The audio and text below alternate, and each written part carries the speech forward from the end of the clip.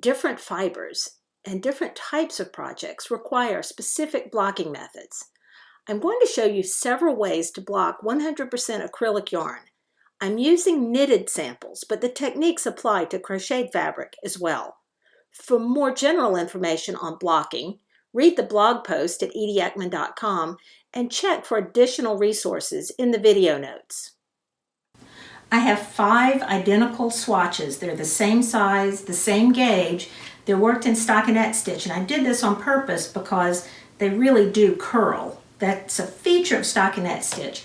If you're a crocheter, you can have single crochet or any other fabric. I'm just doing this to show you the different methods we can use on identical pieces. I'm going to use different blocking methods for each one.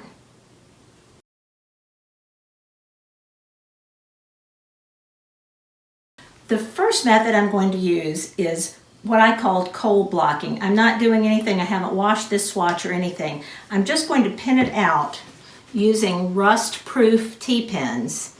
And I have this, what they call a quilter's cut and press. This is a padded board. It's kind of like an ironing board, but it has these nice grid lines, so it helps me make things nice and square. So I will just pin out. And it looks like this is about a 6-inch square. I didn't really measure them. They just have the same number of stitches. And I'm not interested at this moment in making sure that they are a particular size. So I'm just pinning these out and making sure that I'm getting the edges uncurled. So I'm rolling out that edge. And putting my pins about every 2 inches apart.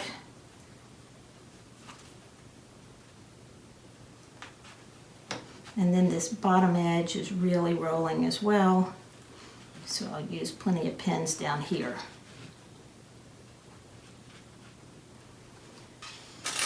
Now I'll take a bottle of water, this is just a plant mister, and I'll lightly spray just where there's a light mist. And I'll get it nice and wet. So I'm squirting it. I might even press into the fabric a little bit to make sure that it gets wet.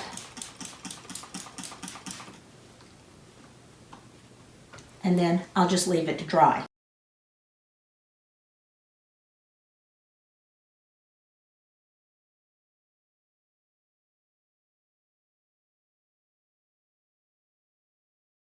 Our next method is wet blocking, and I have totally wet this swatch. Normally I would even wash it, maybe hand wash it, and get it really wet, and then I'm squeezing out the excess moisture. So it is totally wet now, and I will do the same thing here. I'm going to pin out my edges.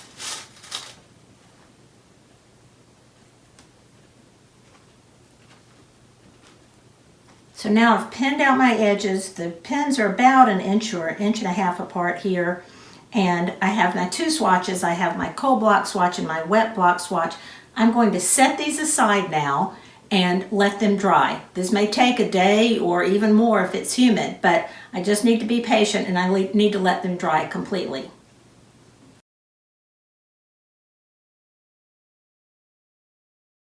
All right, I have another swatch, and I'm going to show you what happens with 100% acrylic when you use too much heat and moisture.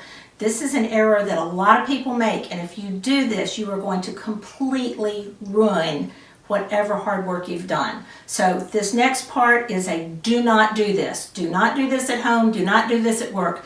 Don't do what I'm about to do. So here I am. I have pinned out my swatch, and I'm going to press it with an iron. I'm going to actually put the iron down on top of the fabric and press it. Before I did this, I had a nice flexible fabric. This would be comfortable for a sweater or something. We'll see what happens. We'll compare this one to the fabric that I'm about to kill. Here I am, I have a hot iron. I got steam going on and I have it as high as I can get it. Again, don't do this at home. I'm going to just press, because that would seem to be a great way to make this fabric lie flat. See if you can see the difference between where I have pressed and where I haven't pressed. There's a big difference there.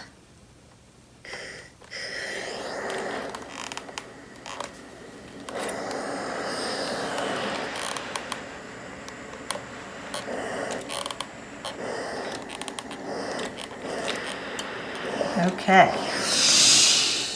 Now then, I'll put my iron away and I'll let this dry, and we'll take a look at what it looks like compared to our original. Before I even take the pins out, you can see a big difference. These are very flat stitches now compared to the kind of dimension that you get in these stitches. My edges are straight, but what happens when I pull the pins out? Look, it's not curling up at all. Here's the piece I killed, and here's my original piece. This piece is much shinier and flatter. Compare the back side, the wrong side. Again, very, very flat. Yes, this one lies flat, but look at the difference in drape. If I hold my finger like this, and I hold my finger like this one has become much drapier, but it doesn't have any give. This is not usually the fabric that you want to have with acrylic. You've actually melted the stitches together. You've really set them, but you've lost a lot of the characteristics of the knitted fabric.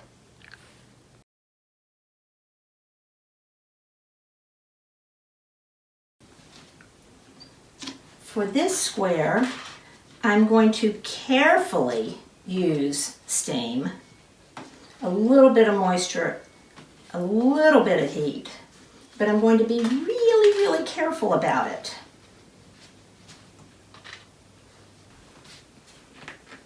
All right, I've pinned out my swatch, nice and square, unroll the corners, and I've got my steam iron. I'm going to turn the steam back just a little bit. It's not quite as hot as it could be. I could also use a steamer for this.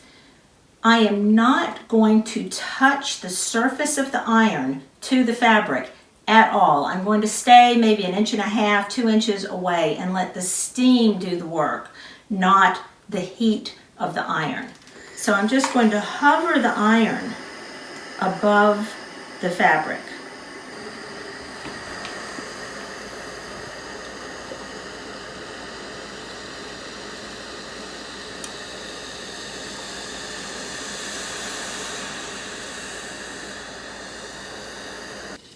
Once I've used as much steam as I think I need to get down into the fibers, I'm going to let it sit here and dry, cool completely, and be completely dry before I take the pins out.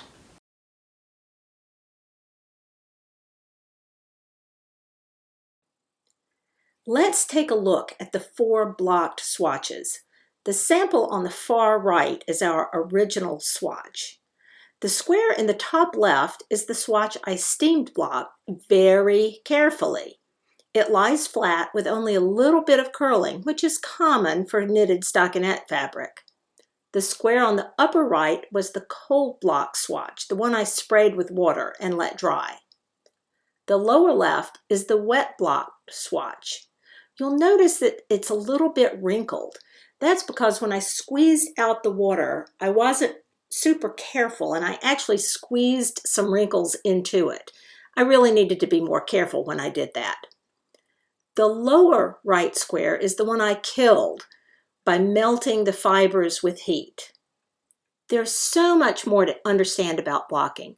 I encourage you to continue to educate yourself about blocking for all types of knitted and crochet projects. If you'd like more instruction like this, subscribe to my YouTube channel. Check out the links in the video notes for other ways you can find me. Thanks for watching.